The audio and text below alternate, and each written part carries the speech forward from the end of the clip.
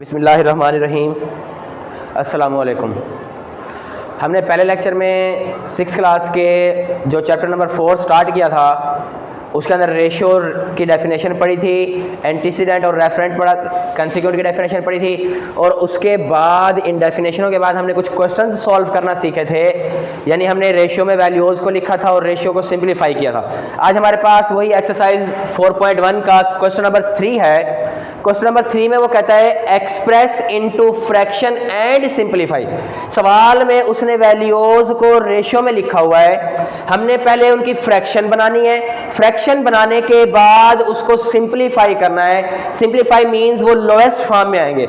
अब यहां से हम इसको दो तरीके से सॉल्व कर सकते हैं। एक तो ये है कि आप इसको यही सिंप्लीफाई कर फिर आंसर फ्रैक्शन में लिख दें, या फिर दूसरा तरीका यह है कि आप पहले फ्रैक्शन में कन्वर्ट कर लें और फिर सिंप्लीफाई कर लें। वो दोनों तरीका से सेम हो जाएगा। अब कल हमने फ्रैक्शन की रेशियो लिखना सीखी थी, उसमें हमारे पास क्या था, जो फ्रैक्शन थी उसका न्यूमरेटर जो होता था उसको एंटीसीडेंट यानी हम फर्स्ट वैल्यू लिखते थे और जो सेकंड थी उसको हम डिनोमिनेटर लिखते थे यानी कॉन्सिक्यूट को। अब देखें फ्रैक्शन हमारे पास सवाल रेशियो में आया हुआ है, इसकी जो हमारे पास फर्स्ट वैल्यू है वो 50 है, ये हमारे पास एंटीसीडेंट है, और जो 60 है वो हमारे पास कॉन्सिक्यूट है। कल जब हमने फ्रैक्शन को रेशियो में बनाया था तो एंटीसीडेंट को पहले लिखा था और कॉन्सिक्यूट बाद में थी, और जो एंटीसीडेंट थी हमने कहा था वो फ्रैक्शन का न्यूमरेटर बनेगी और जो कॉन्सिक्यूट होगी वो फ्रैक्शन का डिनोमिनेटर बनेगी। अब हमारे पास सवाल रेशियो में लिखा हुआ है, सबसे पहले हम इसकी फ्रैक्शन बनाते हैं। तो फ्रैक्शन बनाने के लिए मैं क्या कर रहा हूं, 50 क्योंकि ये एंटीसीडेंट है और एंटीसीडेंट हमारे पास न्यूमरेटर बनता है और जो हमारे पास कॉन्सिक्यूट होता है वो हमारे पास डिनोमिनेटर बनता है ओवर 60। अभी हमारे पास फ्रैक्शन बन चुकी है। अब इस फ्रैक्शन को उसने कहा है सिंप्लीफाई करना है। सिंप्लीफाई मींस ये लोएस्ट फॉर्म में जाएगा, हमने इसको उस फॉर्म में लिखना है कि जहां से ये मजीद डिवाइड ना हो सके। तो 50 ओवर 60 है, अगर हम इसे डिवाइडेड बाई 10 करें तो 10 के टेबल में 50 आता है, 10 5s are 50 और 6 के 60 आता है, 10 6s are। अब देखें 5 ओवर 6 हमारे पास जो ये फ्रैक्शन लिखी हुई है ये सिंपलेस्ट फॉर्म में लिखी हुई है। ये 5 और 6 मजीद एक टेबल में नहीं आते। अगर किसी भी एक टेबल में ये दोनों चीजें आएंगी तो हम इन्हें सिंप्लीफाई करेंगे, और अगर एक टेबल में नहीं आएंगी तो ये सिंप्लीफाई भी नहीं होगा। तो ये हमारे पास 50 रेशियो 60 को सबसे पहले हमने क्या किया, फ्रैक्शन फॉर्म में लिखा।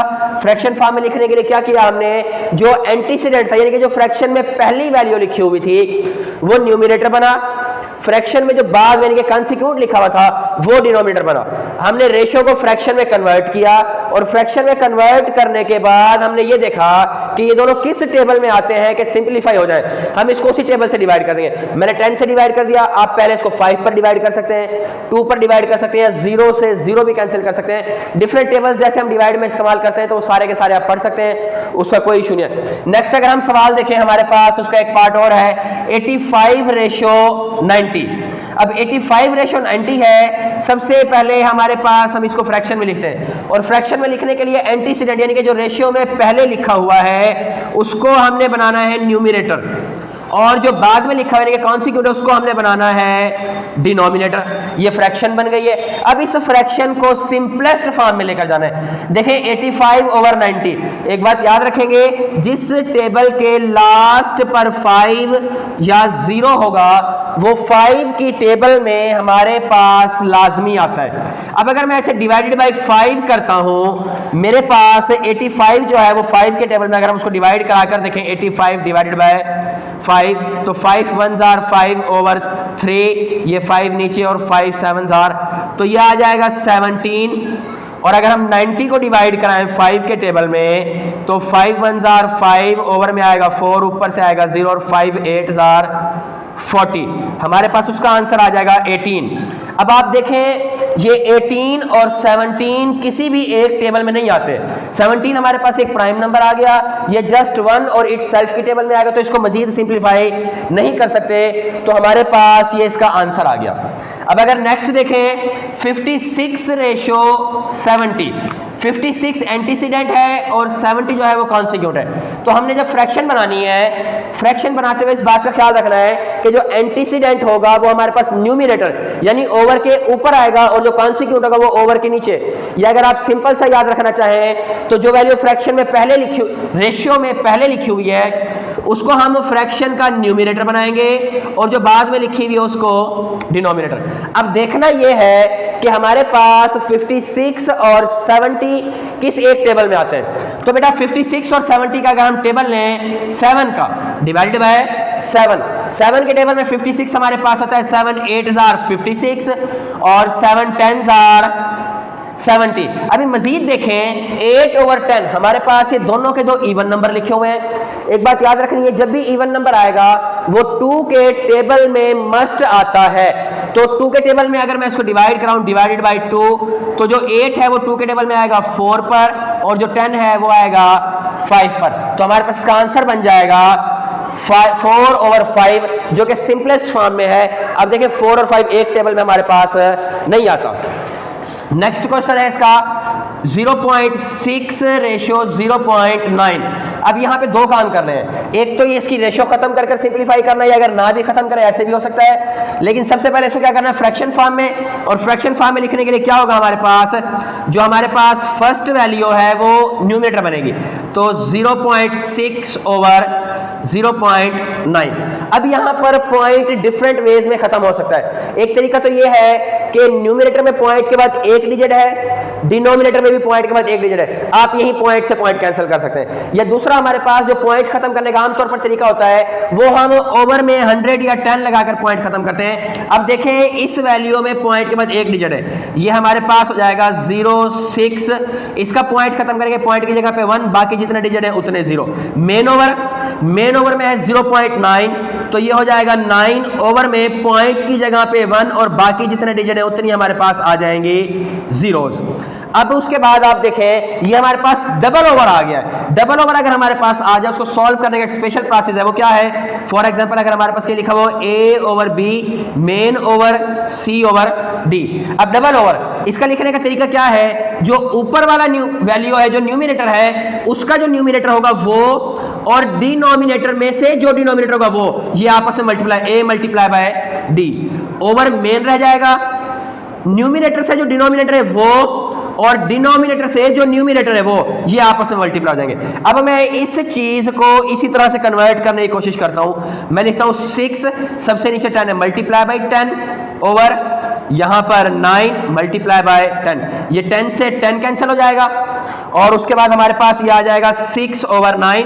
अगर इसको आप फिर डिवाइडेड बाय 3 कर दें तो 3 2s are 6 और 3 3s are 9। ये रेशियो हमारे पास जो रेशियो थी 0.6 रेशियो 0.9 वो सिंपलेस्ट फॉर्म में आ गई है। या दूसरा तरीका जो हमारे पास था, आप इसका पॉइंट यहीं पर कैंसिल कराएं, पॉइंट कैंसिल कराने के बाद आप इसको सिंपलेस्ट फॉर्म में ले आए। उसके बाद क्वेश्चन नंबर 4 है right ratio in simple form में लिखना है। वो उसने क्वेश्चन की पूरी स्टेटमेंट लिखी हुई है। वो कहता है दो प्लेयर्स हैं PSL में, एक नवीद नाम है और एक का नाम है सरफराज। नवीद जो अपनी सेंचुरी कंप्लीट कर रहा है वो 1 आवर्स बैटिंग करने के बाद कर रहा है, यानी उसने 1 आवर्स बैटिंग की, बैटिंग करने के बाद उसने सेंचुरी कंप्लीट कर ली जब वो उसकी बैटिंग 1 आवर्स हुई। और जो सरफराज था उसने बैटिंग की 1 आवर्स एंड 30 मिनट, तो उसकी भी सेंचुरी कंप्लीट हो गई। अब अगर याद हो तो कल हमने एक बात, पिछले लेक्चर में हमने एक बात दोहराई थी। बात क्या थी कि रेशियो जो है वो हमारे पास सेम काइंड के दरमियान में रिलेशनशिप है। सेम काइंड मींस दोनों वैल्यूज का यूनिट जो है वो एक जैसा होना चाहिए। अब देखें यहां पर है आवर्स, यहां पर है आवर्स और मिनट, यहां पर आ गए मिनट। अगर ये दोनों आवर्स में होते तो हमारे पास सेम काइंड का रिलेशन था, आप इसको सिंपलीफाई कर सकते थे।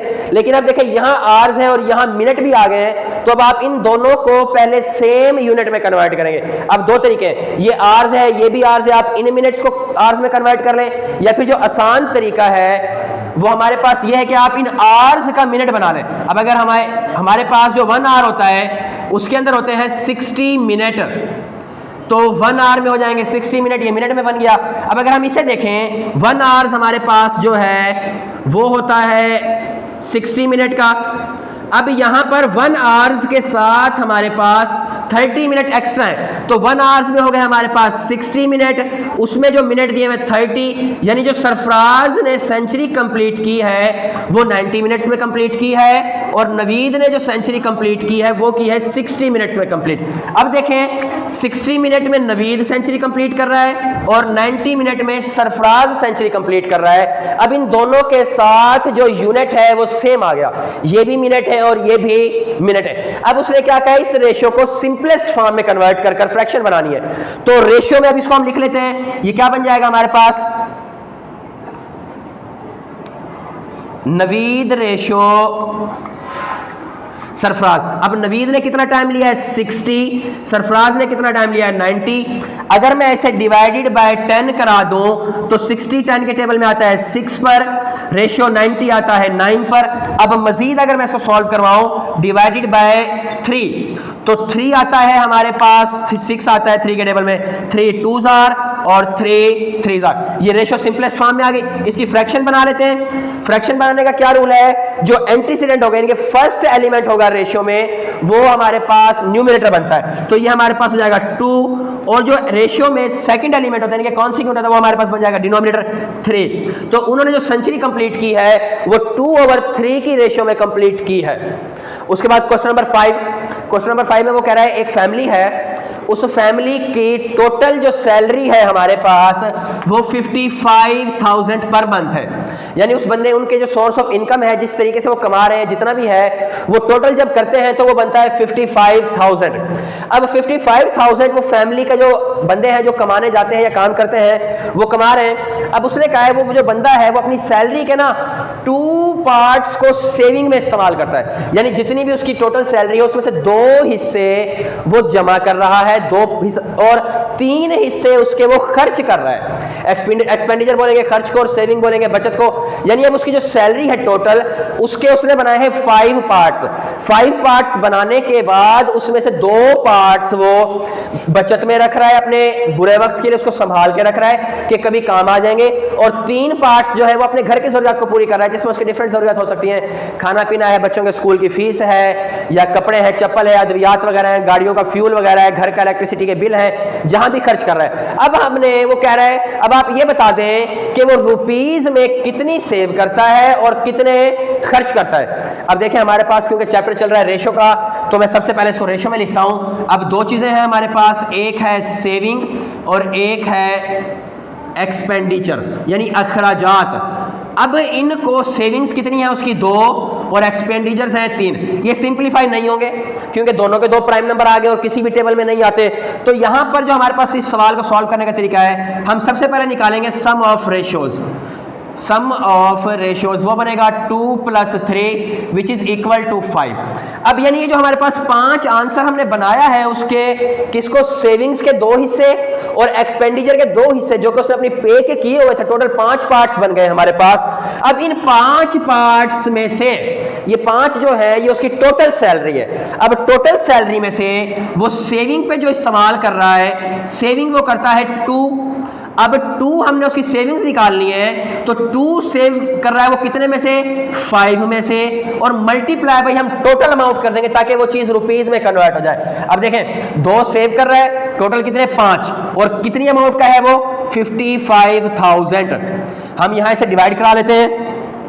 5 1s are 5, 5 1s are 5, 5 1s are 5, 3 0 7 वैसे कि वैसे ये हो जाएगा 2 × 11,000 विच इज इक्वल टू ₹22,000। ये यानी कि वो अपनी जो सैलरी उसकी 55,000 आती है उसमें से 22,000 रुपीज वो सेव कर रहा है। दूसरे नंबर पे क्या है हमारे पास, उसका एक्सपेंडिचर है। वो कितने खर्च कर रहा है 3। अब निकालेंगे कैसे, 3 वो खर्च कर रहा है, टोटल 5 हैं और कितनी अमाउंट के हैं 55,000 के। तो इसको जब आप कट कराएंगे 5 ये हो जाएगा और अब इसे 3 से मल्टीप्लाई कराएंगे तो ये बन जाएगा 33,000 रुपीज। यानी वो जो अपने माहाना अखराजात में पैसे खर्च करता है वो बनते हैं 33,000 और जो वो सेविंग कर रहा है वो बनते हैं 22,000। देखिए ये उसके 5 पार्ट्स थे, यानी वो अपनी सैलरी को 5 हिस्सों में तकसीम करता है, 5 पार्ट्स में डिवाइड करने के बाद उसमें से जो 2 पार्ट्स है वो सेविंग कर रहा था, वो 2 पार्ट्स उसकी सैलरी के बनेंगे हमारे पास 22,000, क्योंकि जब हमने डिवाइड करके देखा तो 1 पार्ट बना था 11,000, तो 2 पार्ट्स बन जाएंगे 22,000 और उसका एक्सपेंडिचर्स बन जाएंगे वो 3 पार्ट्स से, तो वो बन जाएंगे 33,000।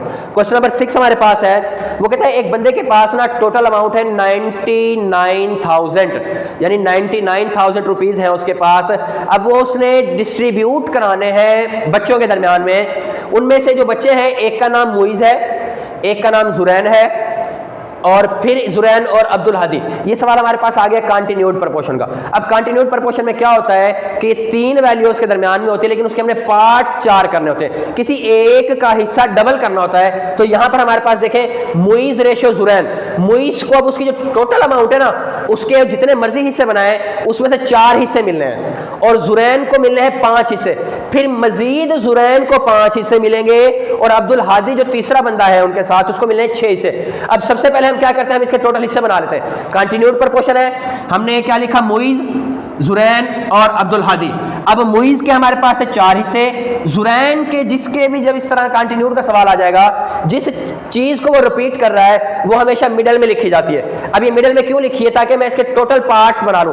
टोटल पार्ट्स बनाने के लिए मैं क्या करता हूं, इस 4 को 5 से मल्टीप्लाई करते हैं, तो 4 5 हमारे पास हो जाएगा 20 रेशियो, और इस 5 को 5 से, यानी ये हमारे पास सीक्वेंस बन जाएगा, पहले ऐसे मल्टीप्लाई करेंगे, फिर ऐसे मल्टीप्लाई करेंगे और फिर इस तरह से जब आप मल्टीप्लाई करोगे तो रेशियो 5 5 25 और 5 6 30। अब इन रेशियोज को सिंप्लीफाई कर लेते हैं, ये सारे के सारे हमारे पास 5 के टेबल में आते हैं, डिवाइडेड बाय 5 5 4 5 5 और 5 6। अब देखें 4 और 6 तो 2 के टेबल में आ रहा है, लेकिन 5 नहीं आ रहा, तो आप इसको मजीद सिंप्लीफाई नहीं करेंगे। अब जैसे हमने पिछला सवाल किया है कि उसकी टोटल इनकम के कितने पार्ट्स बनेंगे, यहां टोटल इनकम के जैसे हमने 5 पार्ट्स बनाए हैं, तो यहां पर सम ऑफ रेशियोज निकाल लेते हैं। सम ऑफ रेशियो वो बन जाएगी 4 + 5 + 6 विच इज इक्वल टू 4 + 5 9 9 + 6 15। अब देखें उसकी जो टोटल इनकम है 99,000, उसके टोटल पार्ट्स वो करेगा 15 में से 4 पार्ट्स वो देगा जुरैन को, 5 पार्ट्स वो देगा अब्दुल हादी को, और 6 पार्ट्स देगा, सॉरी 5 पार्ट्स देगा जुरैन को और 6 पार्ट्स देगा अब्दुल हादी को। अब ये देख लेते हैं कि उनके कितने कितने पैसे उनके हिस्से में आएंगे। तो सबसे पहले हमारे पास था मुइज, मुइज के कितने थे हमारे पास, मुइज को देने हैं उसने 4 हिस्से, तो 4 कितने में से 15 में से, मल्टीप्लाई बाय 99,000। अब इसको 15 पर आपने डिवाइड करना है, 99,000 डिवाइडेड बाय 15 6 90, ये 9 बचेगा, ऊपर से आ जाएगा 0, 15 6 90। ये वाले जो हमारे पास 2 0 बच जाएंगे ये आंसर में शिफ्ट करवा देते हैं, यानी 15 के टेबल में ये आएगा आपके पास 66, और इसको जब आप 4 से मल्टीप्लाई कराओगे, 4 0 0 4 0 0 4 6 24 का 0 0 24 का 4 2 कैरी 4 से 24 और 2 26, उसके हिस्से में आएंगे 26,400 रुपीज। और दूसरे नंबर पे हमारे पास यहां पे कौन था, जुरैन था, जुरैन को मिल रहे हैं 5 पार्ट्स, जुरैन के हैं 5 पार्ट्स और हैं कितने में से, 15 में से, और टोटल अमाउंट क्या है 99,000। जब आप इसको डिवाइड कराएंगे ये हमारे पास आ जाएगा 6,600, उसको 5 से मल्टीप्लाई करेंगे 0 0 30 का 0 3, ये बन जाएंगे आपके पास 33,000। अब तीसरे नंबर पे हमारे पास कौन बचा हुआ है, अब्दुल हादी। अब्दुल हादी को मिलने हैं 6 पार्ट्स, वो कैसे निकालेंगे आप, 6 आउट ऑफ 15 मल्टीप्लाई बाय 99,000, 15 और इसे डिवाइड करेंगे ये बनेगा 66,000, उसको 6 से मल्टीप्लाई करना, ये लास्ट वाला जो अब्दुल हादी का हिस्सा है वो खुद निकालेंगे अगर इस कैलकुलेशन से निकालना है। वरना एक और तरीका क्या है, अब देखें एक को आ रहे हैं 26,400, दूसरे को आ रहे हैं 33,000, तो अगर आप इन दोनों को प्लस कर कर टोटल अमाउंट में से माइनस कर देंगे, जो अमाउंट बचेगी वो हमारे पास तीसरे बंदे की बचेगी। इसी सवाल के साथ हमारे पास एक्सरसाइज 4.1 कंप्लीट हो गई है। इस एक्सरसाइज की आपने अच्छी तरह से प्रैक्टिस करनी है और प्रैक्टिस करने के साथ साथ इन सवालों को अच्छी तरह से तैयार भी करना है। Wish you best of luck, thank you.